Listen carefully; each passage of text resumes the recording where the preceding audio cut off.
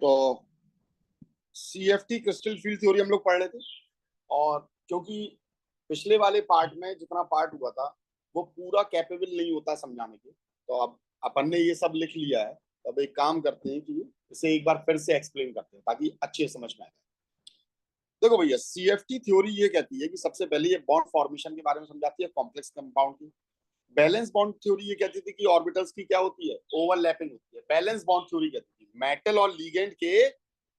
Metal और जो ligand होता है उसके ऑर्बिटल्स में क्या होती है, ओवरलैपिंग होती है। पर क्रिस्टल फील्ड थ्योरी कहती है कि कोई भी ओवरलैपिंग नहीं होगी, होती ही नहीं है। वो कहता है जो कुछ काम कर रहा है वो कौन काम कर रहा है, इलेक्ट्रोस्टैटिक फोर्स ऑफ अट्रैक्शन काम कर रहा है सेंट्रल मेटल और लीगेंड के बीच में। तो पूछा गया भैया कैसे कर रहा है, तो क्या लगे देखो, सेंट्रल मेटल एटम पर चार्ज होता है कुछ ना कुछ, तो पॉजिटिव चार्ज होगा, तो लीगेंड पे हमेशा नेगेटिव चार्ज रहेगा।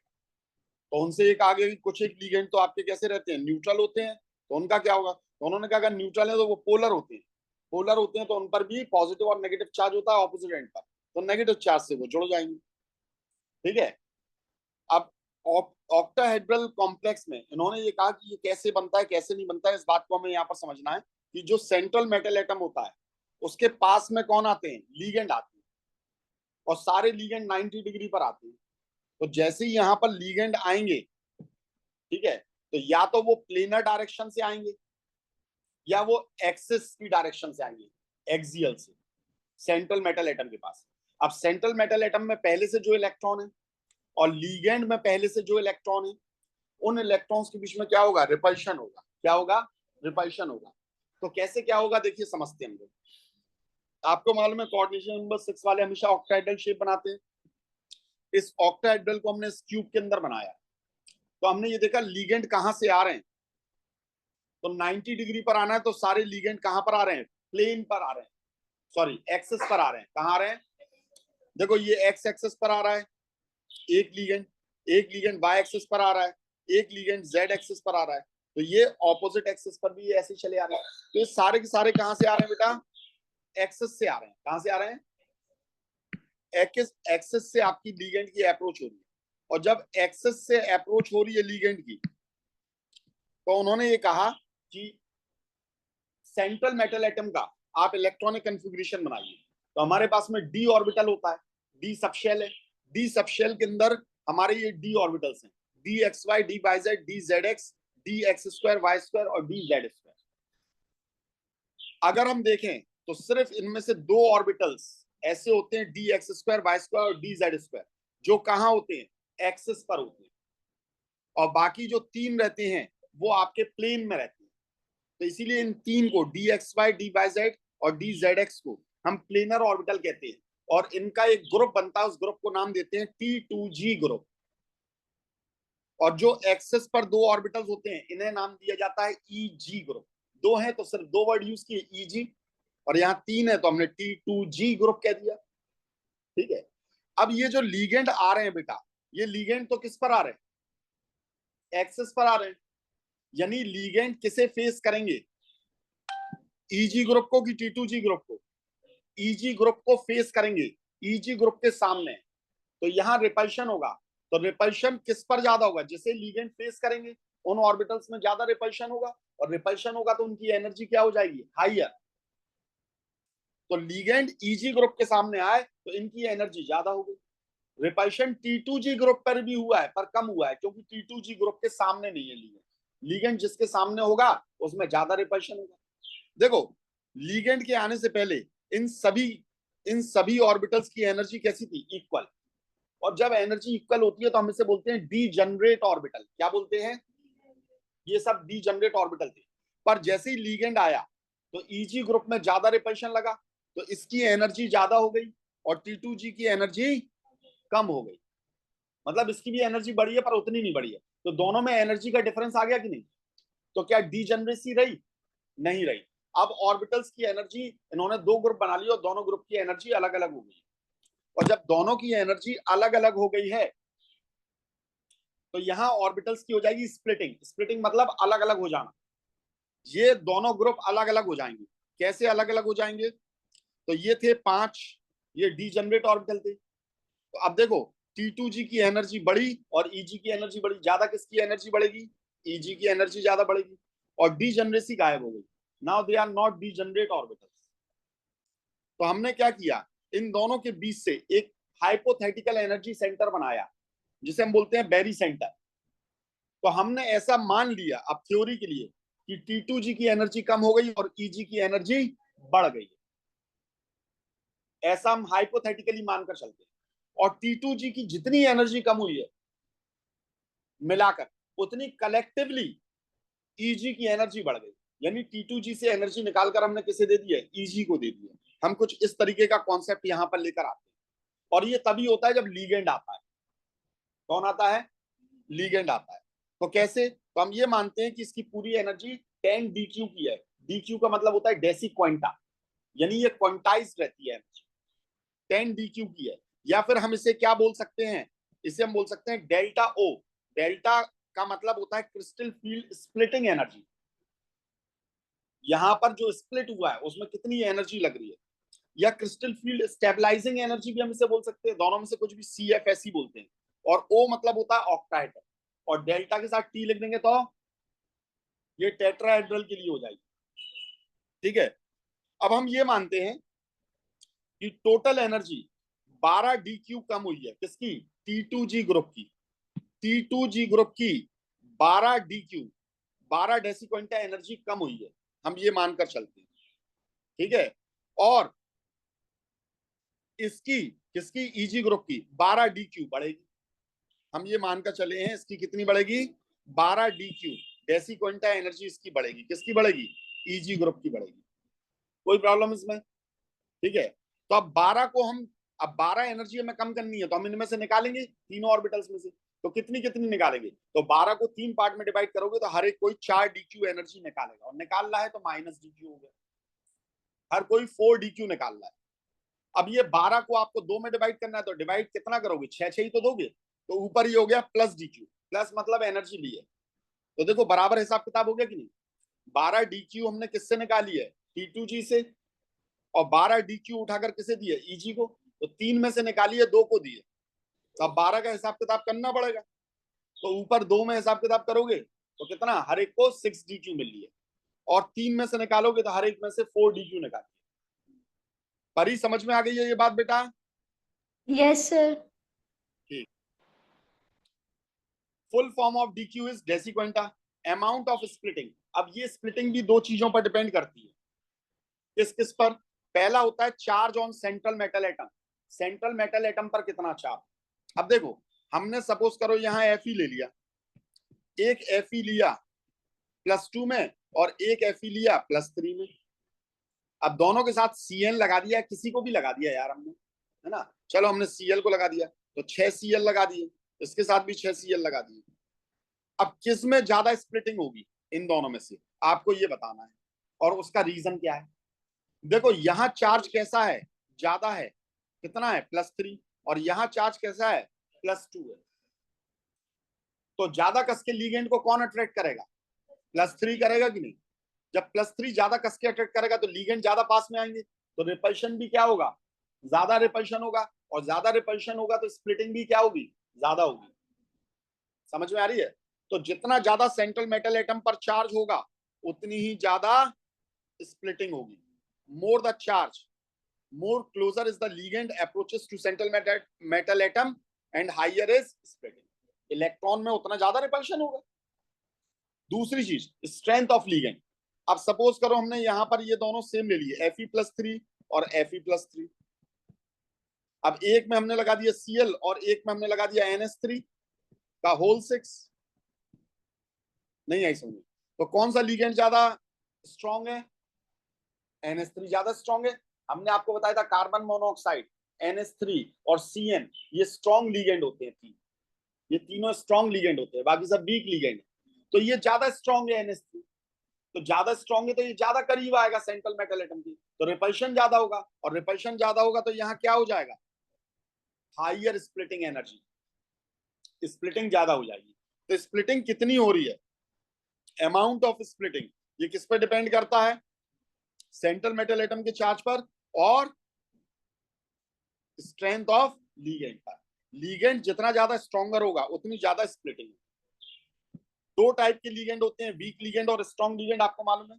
तो जो वीक लीगेंड होगा उसके लिए CFSE यानी क्रिस्टल फील्ड स्प्लिटिंग एनर्जी या फिर स्टेबलाइजिंग एनर्जी की वैल्यू क्या रहेगी, ज्यादा रहेगी। अब ये भी तो बताया हमने, स्ट्रॉन्ग लीगेंड रहेगा तो उसके लिए हमारी डेल्टा O की वैल्यू क्या हो जाएगी, ज्यादा हो जाएगी। और अगर सॉरी वीक लीगेंड, हाँ स्ट्रॉन्ग लीगेंड रहेगा, और वीक लीगेंड रहेगा तो इसकी वैल्यू क्या रहेगी, कम रहेगी स्प्लिटिंग की। क्लियर है। अब देखो यहां पर एक नया वर्ड आया और ये एक बहुत इंपॉर्टेंट वर्ड है। What is spectrochemical series. तो स्पेक्ट्रोकेमिकल सीरीज का मतलब क्या होता है, हम सारे लीगेंड को किसके अकॉर्डिंग लगा दें भाई, in order of their CFSE crystal field stabilising या स्प्लिटिंग एनर्जी के ऑर्डर में लगा, जिसकी कम है उससे ज्यादा है, फिर उससे ज्यादा है, फिर उससे ज्यादा है। तो यहाँ पर आपको एक सीरीज मिलेगी, उस सीरीज को हम कहते हैं स्पेक्ट्रोकेमिकल सीरीज। जैसे एक इलेक्ट्रोकेमिकल सीरीज थी हम लोग ने देखी थी इलेक्ट्रोकेमिस्ट्री में, तो वहां हम रिडक्शन पोटेंशियल के अकॉर्डिंग लगाते थे, यहाँ हम लीगेंड की स्ट्रेंथ के अकॉर्डिंग लगाते, तो स्पेक्ट्रोकेमिकल सीरीज हो गई। याद रहेगा। अब जैसे देखिए हमने एक वीक लीगेंड लिया और एक स्ट्रॉन्ग लीगेंड लिया और सेम सेंट्रल मेटल एटम के साथ में लगा रहा है, तो देखो ये वैल्यू क्या आएगी, एनर्जी गैप कम आएगा। और स्ट्रॉन्ग लीगेंड के साथ हिसाब से लगाएंगे तो ये वैल्यू कैसी आ जाएगी, ज्यादा आ जाएगी कि नहीं। इसी को तो हम कहेंगे CFSE ऑक्टाहेड्रल की, और ये भी क्या हो गई है, CFSE ऑक्टाहेड्रल की। तो यहां पर ये कम वैल्यू रहेगी और ये क्या रहेगी, ज्यादा वैल्यू रहेगी। अब देखो ये आपको बता रहा है, मैंने आपसे कहा था crystal field CFT crystal field theory जो है वो आपको क्या बताती है कि स्ट्रॉन्ग लीगेंड क्यों अलग तरीके से बिहेव करते हैं, उसमें हुंस रूल क्यों फेल होता है। अब मैं इसे समझाने जा रहा हूं। सपोज करो आपके पास में Fe+3 है, तो Fe+3 में 4s से 2 इलेक्ट्रॉन निकाल दिए और 4d से भी आपने सॉरी 3d से एक इलेक्ट्रॉन निकाल दिया, तो D5 हो जाएगा कि नहीं हो जाएगा। और D5 हो जाएगा तो यहाँ 5 इलेक्ट्रॉन आपको भरना है, तो आप कैसे भरोगे। तो देखो एक होती है स्प्लिटिंग एनर्जी और एक होती है पेयरिंग एनर्जी। स्प्लिटिंग एनर्जी होती है और एक होती है पेयरिंग एनर्जी। स्प्लिटिंग एनर्जी यानी इतनी दूर जो आपको ये सफर तय करना है उसके लिए कितनी एनर्जी रिक्वायर्ड है, उसे अपन बोलते हैं स्प्लिटिंग एनर्जी। और पेयरिंग एनर्जी यानी पेयर करने में जो एनर्जी लगी। अब सपोज करो आपने एक एक इलेक्ट्रॉन यहां पर भरा, चलिए हम फिर से इसे भर देते हैं ताकि आपको ये समझ में आए। एक इलेक्ट्रॉन ये भरा, 5 इलेक्ट्रॉन बनना है, दूसरा इलेक्ट्रॉन ये भरा, तीसरा इलेक्ट्रॉन ये भरा, है ना। अब जैसे चौथा इलेक्ट्रॉन बनना है तो आपकी पेयरिंग एनर्जी भी उतनी ही लग रही है या बहुत हल्का सा डिफरेंस आ रहा है, और स्प्लिटिंग एनर्जी भी लगभग उतनी है या हल्का सा डिफरेंस आ रहा है। तो ये बताओ पेयरिंग करने से अच्छा है ये ऊपर चला जाएगा कि नहीं।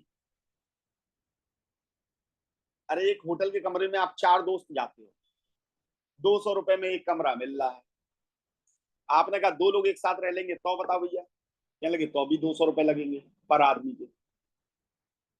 समझ में आ रही है बात कि नहीं आ रही है। तो आप क्या करोगे, साथ में रहोगे कि अलग अलग, अलग अलग रहोगे भाई।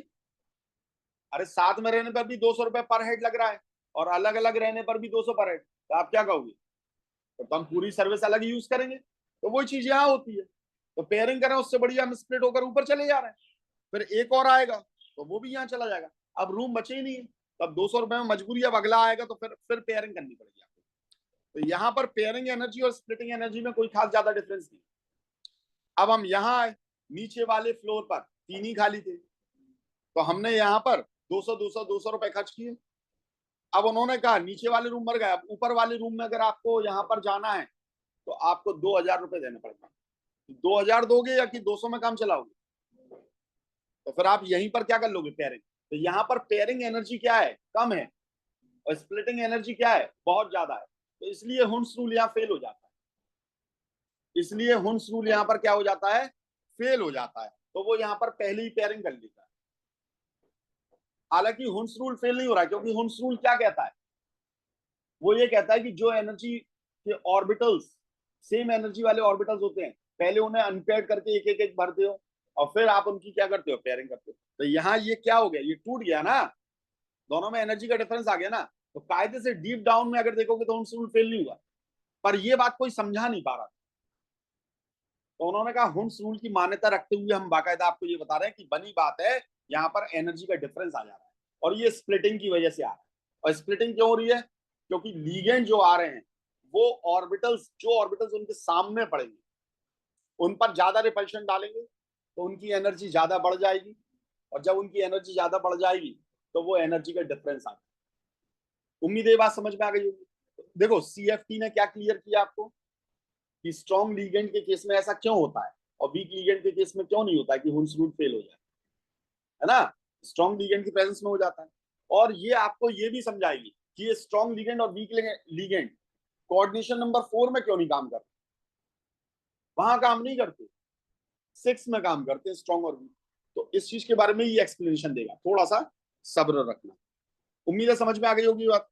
तो D5 है तो हमने ये कर दिया, है ना? और अगर हम स्ट्रॉन्ग लीगेंड रखेंगे तो क्या हो जाएगा, ये वाला इलेक्ट्रॉन कहां पहुंच जाएगा, यहां, और ये यहां पहुंच जाएगा। क्यों पहुंच जाएगा? क्योंकि स्प्लिटिंग एनर्जी ज्यादा है किससे, पेयरिंग एनर्जी से। ये वर्ड से याद रखना, टेक्निकल वर्ड से, ठीक है? तो यहां पर अब कितने अनपेयर्ड इलेक्ट्रॉन रह जाएंगे, एक रह जाएगा। तो इसका मतलब ये कैसा हो गया, पैरामैग्नेटिक या डायमैग्नेटिक? पैरामैग्नेटिक हो गया। और पहले वाला भी पैरामैग्नेटिक था, तो पहले वाले में कितने अनपेयर्ड इलेक्ट्रॉन थे, 5। तो मैग्नेटिक मूवमेंट कितना निकला, 5.9 Bn। और जब हमने स्ट्रॉन्ग लीगेंड को रखा तो ये कितना निकला, एक ही अनपेयर्ड इलेक्ट्रॉन है तो उसके लिए हम रखेंगे 1.73 Bn, बोर मैग्नेट्रॉन, ठीक है? अब Fe+2 के केस में किया तो यहां पर कितने हैं, D6, कितने हैं? अब अगर ये D6 है तो क्या आप मुझे बता सकते हो कि स्ट्रॉन्ग और वीक लीगेंड के केस में क्या होगा, कितना पैरामैग्नेटिक होगा, डायमैग्नेटिक होगा, क्या होगा?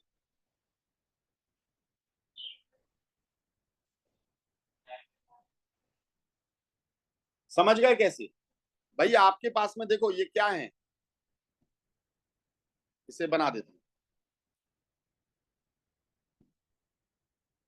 टोटल इलेक्ट्रॉन्स कितने हैं, 1 2 3 4 5, और ये हो गया 6। अब हमने क्या किया, अगर हमारा क्या है, वीक लीगेंड है तो ये ऐसे ही रहेगा और हाइब्रिडाइजेशन होगा sp3d2। तो यहां पर कितने अनपेयर्ड इलेक्ट्रॉन है, 4। तो पैरामैग्नेटिक में मैग्नेटिक मूवमेंट कितना निकला, 4.9 Bn। और जैसे ही स्ट्रॉन्ग लीगेंड लेकर आएंगे तो ये जाएगा यहां और ये जाएगा यहां, और हाइब्रिडाइजेशन क्या आ जाएगा, D2sp3, ठीक है? और यहां पर सारे के सारे पेयर्ड हो गए तो डायमैग्नेटिक हो गया, और मैग्नेटिक मूवमेंट क्या निकलेगा, 0 Bn। समझ में आ गई बात? अब थोड़ा सा कोऑर्डिनेट कंपाउंड के कलर के बारे में बात करते हैं। कलर कैसे आता है कोऑर्डिनेट कंपाउंड्स में, जो कलर आता है वो कैसे आता है? जैसे कोबाल्ट क्लोराइड की हमने रिएक्शन कराई थी अमोनिया के साथ में, अमोनिया एक स्ट्रॉन्ग लीगेंड है, वार्नर कॉम्प्लेक्स बनाए थे हमने, वार्नर कॉम्प्लेक्स याद है ना? जब हमने ये वार्नर कॉम्प्लेक्स बनाए थे तो NH3 जैसे जैसे NH3 का अमाउंट बढ़ाते जा रहे थे हम, तो इनके कलर क्या होते जा रहे थे, देखो चेंज होते जा रहे थे, यही तो थे वार्नर कॉम्प्लेक्स। ये रोज कलर हो गया, ये येलो कलर हो गया, जिसे ल्यूटिया करके कुछ बोलते थे, वॉयलेट कलर हो गया, ब्लू कलर हो गया। तो देखो जब हम यहां पर लीगेंड को लेकर आते हैं, किसे लेकर आते हैं, तो इसकी वजह से जो अनपेयर्ड इलेक्ट्रॉन होते हैं, अनपेयर्ड इलेक्ट्रॉन होते हैं वो डी ट्रांजिशन करते हैं, यहां से कूदकर ऊपर जाएंगे, कहीं से कहीं जाएंगे। तो जब डी ऑर्बिटल में अनपेयर्ड इलेक्ट्रॉन होते हैं, क्या होते हैं, तो वो एनर्जी को लेकर, भाई अगर इधर से ऊपर की ओर जा रहे हैं तो एनर्जी लेकर ही तो जाएंगे, कि बिना एनर्जी के चले जाएंगे, एनर्जी लेकर जाएंगे ना। तो डी से डी में जब वो पहुंचेंगे तो हम इसे बोलेंगे डी ट्रांजिशन। और क्योंकि यहाँ एनर्जी गैप अच्छा खासा होता है, ठीक है, तो इतनी एनर्जी इन्हें एब्जॉर्ब करनी पड़ती है, और जब एनर्जी एब्जॉर्ब करते हैं तो इसी की वजह से ये क्या देते हैं, कलर देते हैं। तो कोऑर्डिनेट कंपाउंड में जो कलर होता है वो किसकी वजह से होता है, डी ट्रांजिशन की वजह से। हालांकि कलर के लिए और भी फैक्टर्स होते हैं, पर वो फैक्टर्स आपके कोर्स में नहीं है, और जब कोर्स में नहीं है तो आपसे कभी भी डी ब्लॉक वाले एलिमेंट्स के कलर के बारे में पूछा जाए तो आप हमेशा क्या कहोगे, डी ट्रांजिशन, ठीक है? और सॉलिड स्टेट आपके कोर्स से हट चुका है, नहीं तो वहां भी कलर के बारे में ये बताया जाता है फारवे सेंटर, तो अब उसके बारे में तो अपन को बात ही नहीं करनी है। तो यहाँ पर डी डी ट्रांजिशन की वजह से कलर आता है कोऑर्डिनेट कंपाउंड। तो ऐसे कंपाउंड जिनके डी में इलेक्ट्रॉन ही नहीं है, तो क्या वो जनरली कलर देंगे, क्योंकि उनमें डी डी ट्रांजिशन नहीं होगा। या जिनके पूरे के पूरे पेयर्ड हैं, जैसे जिंक D10 है, तो क्या उसमें डी डी ट्रांजिशन होगा? तो आंसर है नहीं होगा।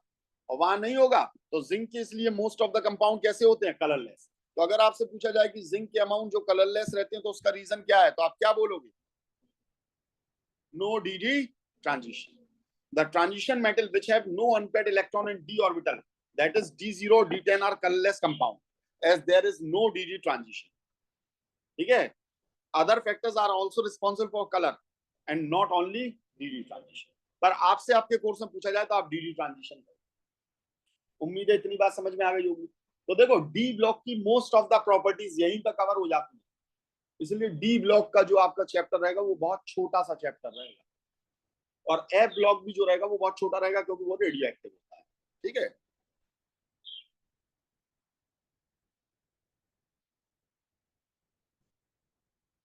अच्छा, ये भी उस चीज के बारे में बता रहा है कि ऑक्टाइडल कॉम्प्लेक्स में इनर ऑर्बिटल कॉम्प्लेक्स होगा जिसे स्पिन पेयर्ड कहेंगे और लो स्पिन कहेंगे, और आउटर ऑर्बिटल कॉम्प्लेक्स होगा जिसे spin free and high spin कहेंगे। तो ये तो लिखने की जरूरत है नहीं, ये मैं पहले ही बता चुका हूँ। अब हम बात करते हैं क्रिस्टल फील्ड स्प्लिटिंग।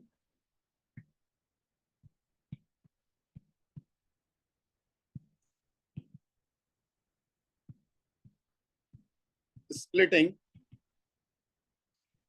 इन टेट्राहेड्रल कॉम्प्लेक्स।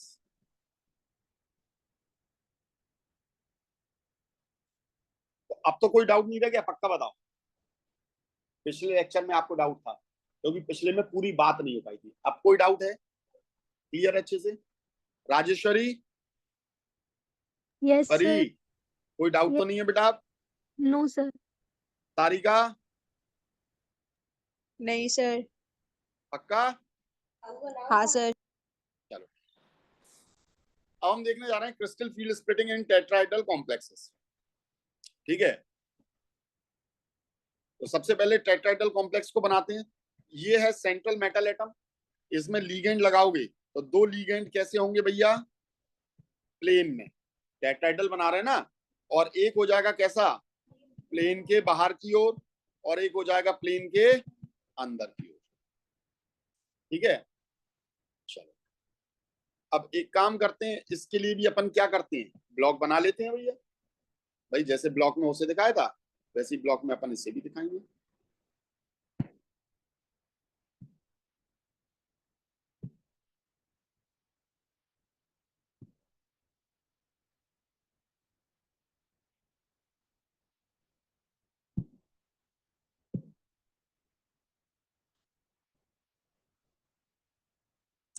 देखा एक बार में कितना सटीक बन रहा है। आर्ट ऐसी होनी चाहिए। लो यार हंस रहे हो।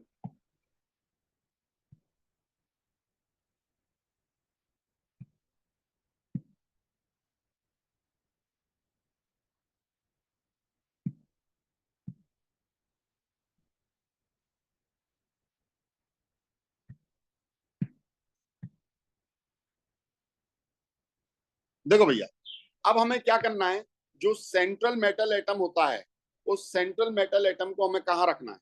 अभी हमने ऑक्टाहेड्रल में इसे यहां रखा था, अब इसे यहां नहीं रखना है। अब हमें सेंट्रल मेटल एटम को यहां रखना है, टेट्राहेड्रल। ठीक है? तो सबसे पहले तो एक्सेस के बारे में बात कर ली जाए। एक्सेस के बारे में बात कर ली जाए तो एक्सेस तो आपकी यही वाली होंगी भैया, एक्स एक्सेस। नहीं, एक्स एक्सेस तो ऐसे में हो जाएगी, ये हो गई एक्स एक्सेस, ये हो गई वाई एक्सेस, और ये वाली कौन सी हो गई? Z axes. ठीक है? ठीक भैया। अब देखो लीगेंड कहाँ कहाँ मौजूद होगा। एक लीगेंड यहां आ जाएगा, ये बाहर की ओर है। कहाँ की ओर है? बाहर की ओर है। एक मिनट।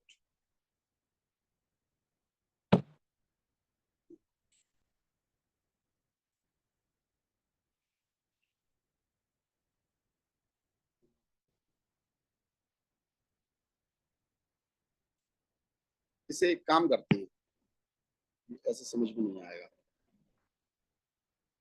ये कुछ ऐसे समझते हैं अपन कि सेंट्रल मेटल एटम को हमने बिल्कुल बीच में रखा, बीच में रखते हैं, तब ज्यादा अच्छे से समझ में आएगा। ठीक है, अच्छा, ये हो गई एक्स एक्सिस, ये हो गई इसकी वाई एक्सिस,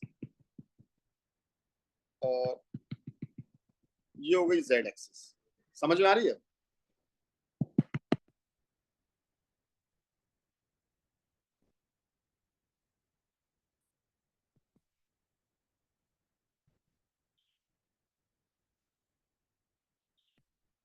जेड एक्सिस कैसे को निकलेगी, ऐसे में को निकाल देते हैं,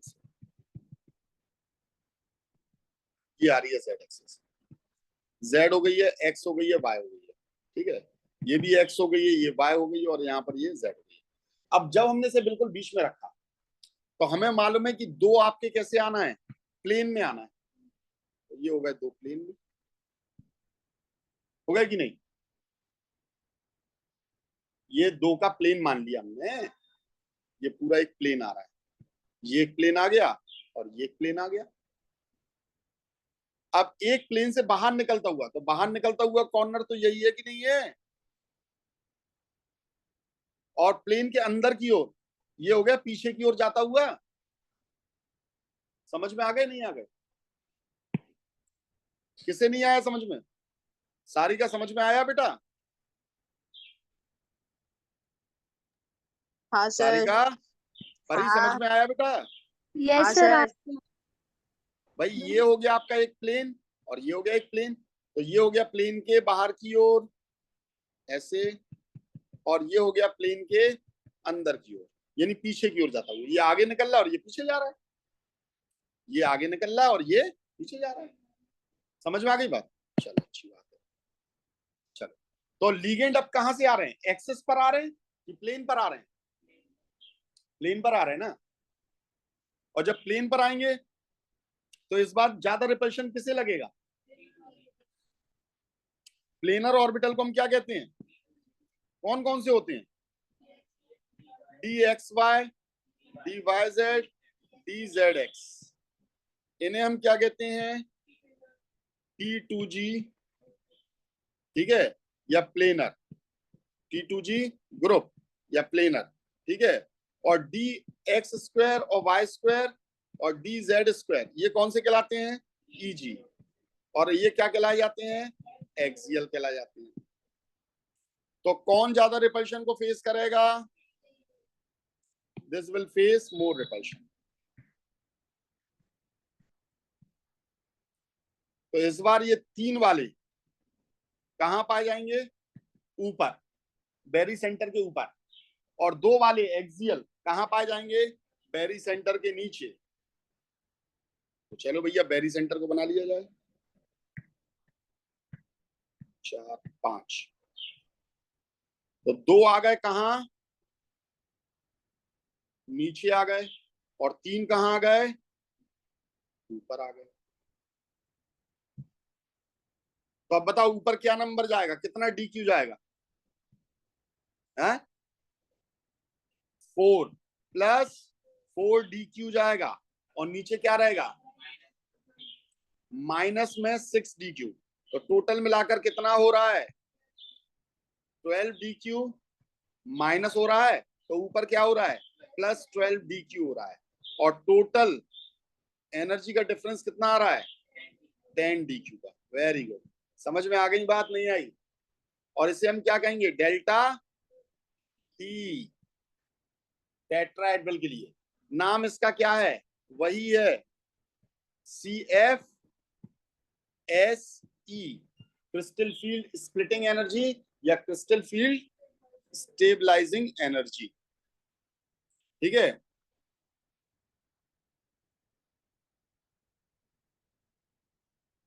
तो क्या इसकी थ्योरी भी लिख दूं? चलिए, तो इसकी थ्योरी भी लिख देते हैं हम लोग। In case of tetrahedral complex ligands are not at axis.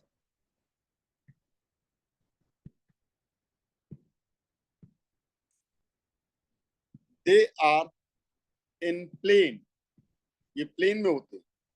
And in front of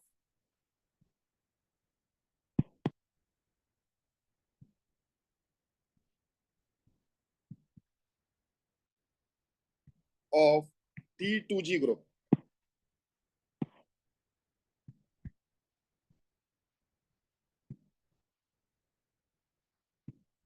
So T2G group will face maximum repulsion and will have higher energy.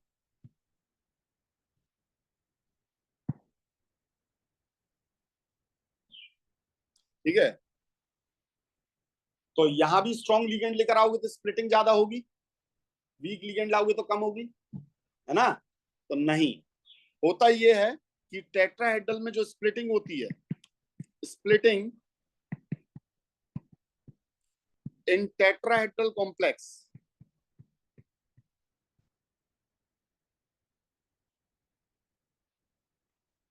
Is low, हमेशा कम रहती है.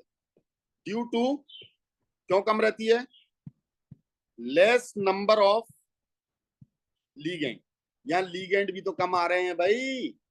वहां 6 हो रहे थे, ज्यादा रिपल्शन हो रहा था, ज्यादा स्प्लिटिंग हो रही थी. यहां स्प्लिटिंग कम रहेगी. क्यों कम रहेगी? क्योंकि कम नंबर के लीगेंड्स हैं. ठीक है, तो याद रखिएगा कि यहां पर the value of delta T CFSE of tetrahedral is less than, ये कम होती है, CFSE ऑफ ऑक्टाहेड्रल कितनी कम होती है? लेस देन हाफ, आधे से भी कम होती है, आधे से भी कम होती है. यानी इसका फॉर्मूला होता है delta T is equals to 4/9 delta O, यानी 0.45 डेल्टा ओ. समझ में आई है बात? नहीं आई है?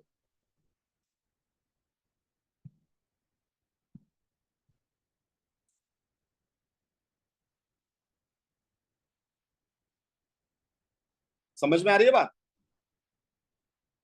कुछ लोग ये सोच सकते हैं भाई मल्टीप्लाई हो रहा है, इसका मतलब इसकी वैल्यू क्या है? छोटी है, बड़ी हो रही है. पर ये मल्टीप्लाई किसका कर रहे हो आप? पॉइंट का कर रहे हो. और पॉइंट का जब आप मल्टीप्लाई करते हो तो वो चीज क्या हो जाती है? कम हो जाती है, छोटी हो जाती है. बात समझ आइए? इसका मतलब इसकी वैल्यू ज्यादा बड़ी है. किससे? इससे. तभी तो पॉइंट से मल्टीप्लाई करके हम इसे छोटा कर रहे हैं. ठीक है,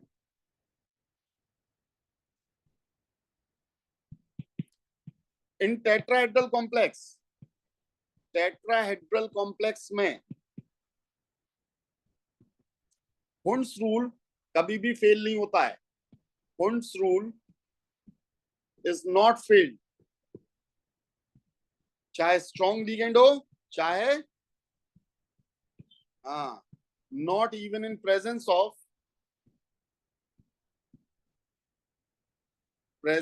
स्ट्रॉन्ग लिगेंड. ठीक है, तो यहीं से ये परेशान थे. कौन परेशान थे?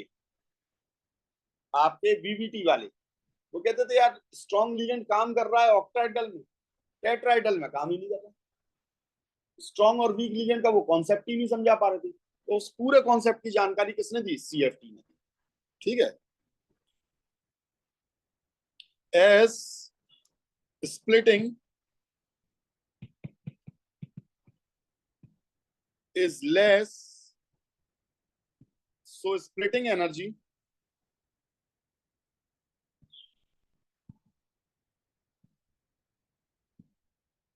is also less. Splitting energy कम होगी. ठीक है, तो आज इतना ही. कल हम लोग सीखेंगे calculation of CFSE, crystal field stabilising energy की कैलकुलेशन को हम लोग कल देखेंगे.